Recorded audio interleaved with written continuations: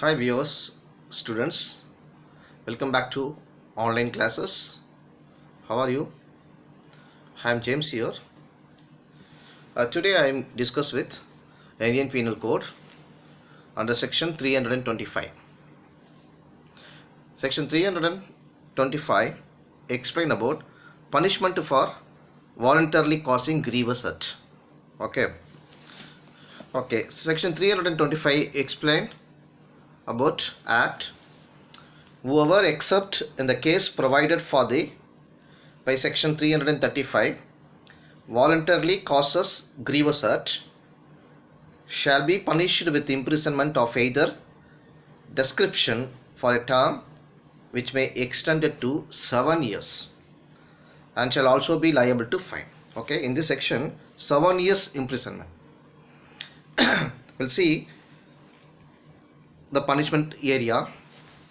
This section prescribes the punishment for voluntarily causes grievous hurt except in cases provided for by section 335 when some doubt is created in the prosecution version regarding the charge under section 302 of IPC. Okay, 302 of IPC is murder, whose benefit will go to the accused. Thus the appellants are entitled to get the benefit of doubt on that charge, and consequently they are acquitted of charges under section 302 of IPC. However, the appellants are guilty of under section 324 of IPC. Read with the section 34 of IPC. What is that 34? Common intention. Because admittedly a gunshot was fired at Bagger Singh which hit him in the leg. Okay, the facts involved in a particular case depending upon various factors like size, sharpness, okay, would throw light on the question whether the weapon was a dangerous or deadly weapon or not. That would determine whether in the case section 325 or section 326 would be applicable. Considering the sizes of the stone which was used as revealed by material on record, that means material of evidence, it cannot be said that a dangerous weapon was used. Therefore, the conviction is altered to section 325 of Indian Penal Code. Okay. Another example as per the section 325 of the punishment area. Here, where a player in a friendly cricket match blew a stump against another player, which hit his head and caused death. It was held that the intention to cause death or likelihood of it being not proved on offence under section 325 was made out, injury having been caused by a blunt weapon. Okay, blunt weapon. And another thing, the example same thing, the medical evidence showed that attack on the forehead of the deceased was by a lati, okay, and the internal injury could not be correlated to the external injury, okay, caused by the accused. So this example of the case was held that the accused was liable under section 325 of the IPC and not under section 304 part 2 of IPC. Okay, this is what based on the situation and the circumstance and size of the weapons, as per the size and as per the how the accused was involving that particular cases, based on the situation only the court will pass the order, otherwise alter the sections. Okay students, this is punishment is over.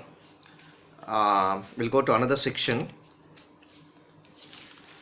Okay, and what is the difference between, or not one difference between the compounding of offence under section 323 and 325, compounding of offence under section 323 and 325 during the pendency of proceeding under this section before the court, the parties effected a compromise, sometimes compromise the petition at the instance of their elders. Parties belong to the same family and there was no previous enmity, okay, suddenly happening. So in this situation, permission to compound the offence under section 325 was granted by the High Court. Section 323 is already compoundable, okay. So based on the situation, the court also admitted to compromise the above sections. Okay students, I will give you another section. We'll discuss about section 326 now itself, okay. The section 326 explain about voluntarily causing grievous hurt by dangerous weapons or means. Dangerous weapons or means. What is that? Here, as per this act, the section 326 was clearly explained as per the act. Whoever, except in the case provided for by section 335, voluntarily causes grievous hurt by means of any instrument for shooting, stabbing or cutting, or any instrument which used as weapon of offence, is likely to cause death, or by means of fire or any heated substance, or by means of any poison or any corrosive substance, or by means of any explosive substance, or by means of any substance which it is deleterious to the human body to inhale, to swallow, or to receive into the blood, or by means of any animal, shall be punished with imprisonment for life. That means life imprisonment, or with imprisonment with either description for a term which may be extended to 10 years and shall also be liable to fine. Okay, in this section explain about what are the punishments. Life imprisonment, okay, up to death, or 10 years, or fine, or both, okay. As per the section 326, give you some comparison studies.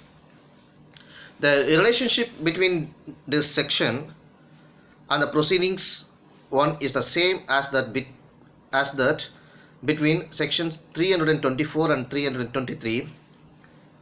Before a conviction for the sentence of grievous hurt can be passed, one of the injuries defined in section 320, okay, must be strictly proved, and the eighth class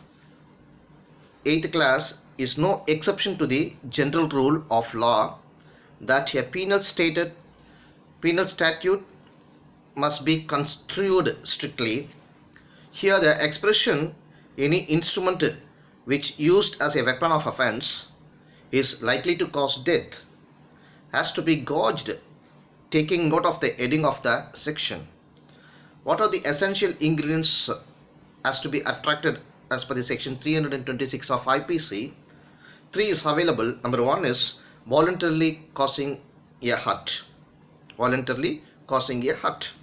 Number 2, this hurt caused must be a grievous hurt. Hurt caused must be a grievous hurt. And thirdly, the grievous hurt must have been caused by dangerous weapons or means. Or means, any other means we already discussed here in this section. Means substance, explosive, inhale, or and etc. as per this section 326 explained. Okay, so here what are the dangerous weapon here? What would constitute a dangerous weapon would depend upon the facts of each case and no generalization can be made. This heading of this section provides some insight into the factors to be considered. As was noted by this court, the state of Uttar Pradesh versus Indrajit Alais Sukala case, there is no such thing as a regular or earmarked weapon for committing murder, or for that matter a hurt. Whether a particular article can per se cause any serious wound or grievous hurt or injury has to be determined factually. At this juncture, it would be relevant to note that in some provisions, example, section 324 of IPC and 326 of IPC, expression dangerous weapon is used. Okay, in some other more serious offense, the expression used is deadly weapon. Example, section 397 and 398. The facts involved in particular case depending upon various factors like size, sharpness, would throw light on the questions whether the weapon was dangerous or deadly weapon or not. So that would determine whether in the case section 325 or 326 would be applicable. Okay, this is what determining of dangerous weapons before the court. Okay, I will give you some example of related this section, where it appears that appellant would only wanted to cause to hurt victim, and when she actually caught fire, he tried to extinguish to same, requires mens rea to appellant to constitute offense under section 307 of IPC cannot be attributed. Okay, offense allegedly committed by accused would be one punishable under section 326 of IPC. Okay, and another example based on this section, the accused caused gunshot injuries to his victim, who died 1.5 months after the incident. Okay, 1.5 months after the incident.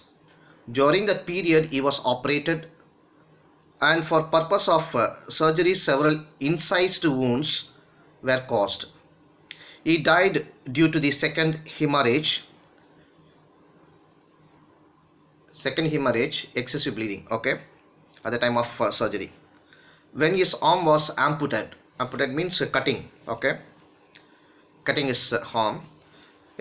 So in this situation, the case was brought before the court. The court was held that the accused was liable to be convicted for grievous hurt and not murder. Okay, students. And another example I'll give you. Several persons attacked their victim with sharp-edged weapons. Okay, that means sharp edge also very smooth, very sharp. Okay, he received bleedings, injuries under the scapula bone. Scapula bone, backside of the scapula bone is available. That bone was injury. Okay, and the scapula bone was partially cut. Okay, the accused was convicted under section 324 and read with 34. What is that? Section 326 4 was applied. That means voluntarily causing grievous hurt by dangerous weapons. What is here? Punishment extended to 10 years punishment. And read with means 34. Here the common intention was applied. Okay, the question before the appellate court. So the convicted person was applied before the appellate court. The appellate court deciding was whether an injury likely the partly cut bone can fall within the meaning of section 7 of the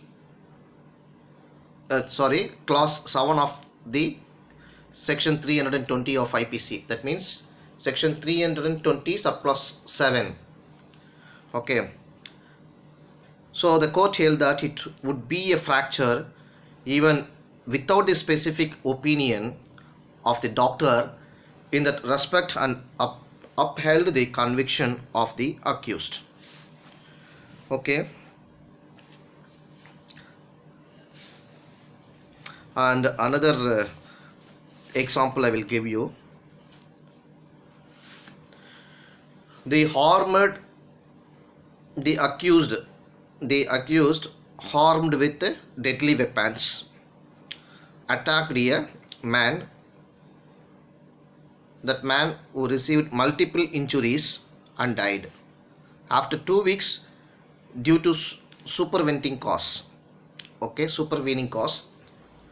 One of the accused gave a single blow on the head of the deceased, which was not capable of causing death. The other accused did not inflict fatal injuries. But here, both were held to be individually liable for their respective acts. The first person was convicted under section 299 and later, and second person was convicted under section 326 of IPC. Okay, the different type of intention and different type of section will be applied. Okay. Okay students, now it's clear, I think so. We'll go to another section. Okay. Before going another section, I will give you another related example as per the sections. For example, if any one of the person burn injuries, what will happen? The incident of throwing burning kerosene lamp by accused on complainant, and the complainant sustained 25 to 30% burn injuries on chest. That means the affected person. Okay, 25 to 30% burn injuries on chest side and abdomen and hands also. Doctor investigate and clarify that burn injuries are fatal and dangerous to life in case the injuries get infected and develop into septicemia. Okay, septicemia means septic will be coming that particular wound area. That also very serious in condition. So therefore injuries cannot be said to be a fatal. Accused was liable to be convicted under section 326 of Indian Penal Code, but not under section 307. What is that section 307?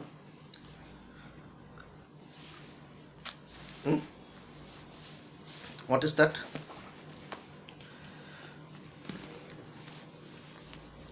Think and refer your book. I am giving question mark. Okay. So, 307 is attempt to murder. Okay. And another example, if any one of the person attacking acid through the acid. Here, the one accused threw acid on faces of their victims.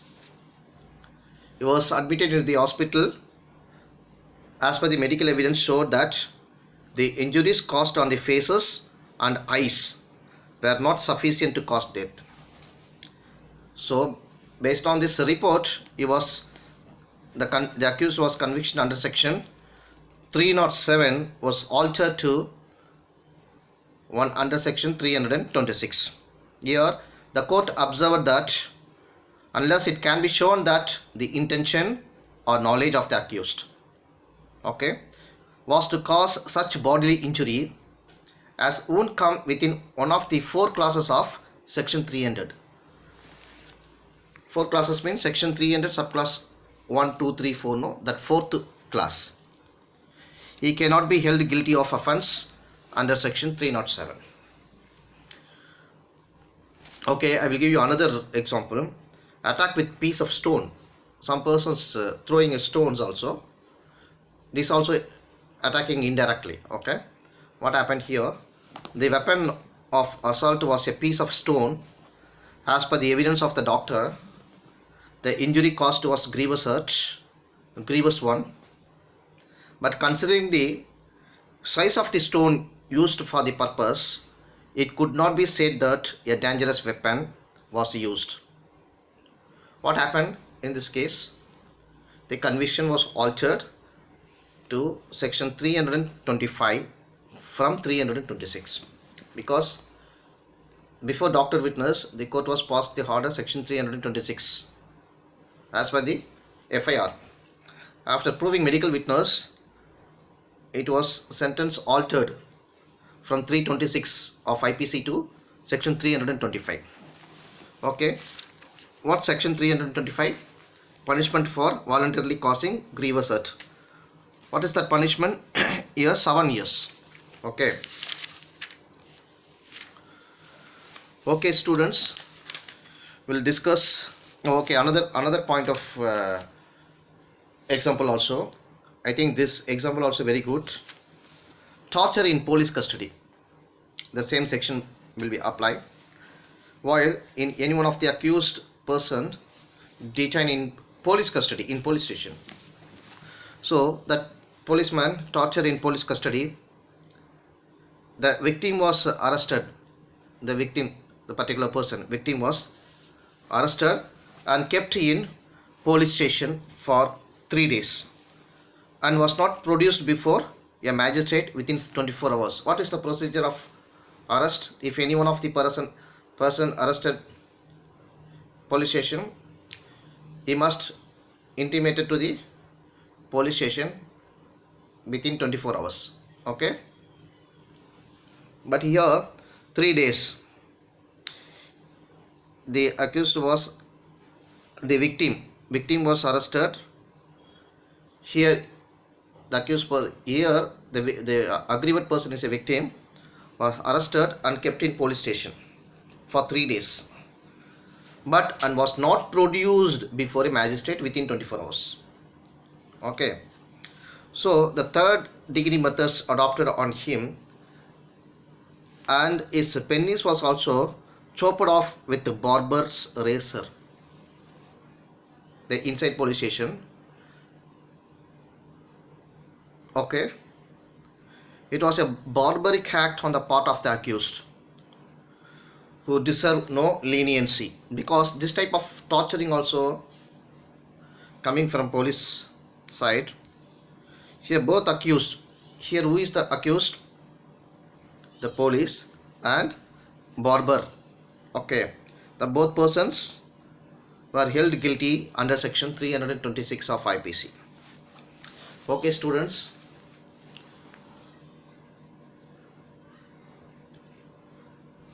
take care. We'll meet you again. A good section we'll discuss in next class. Okay, bye. Thank you.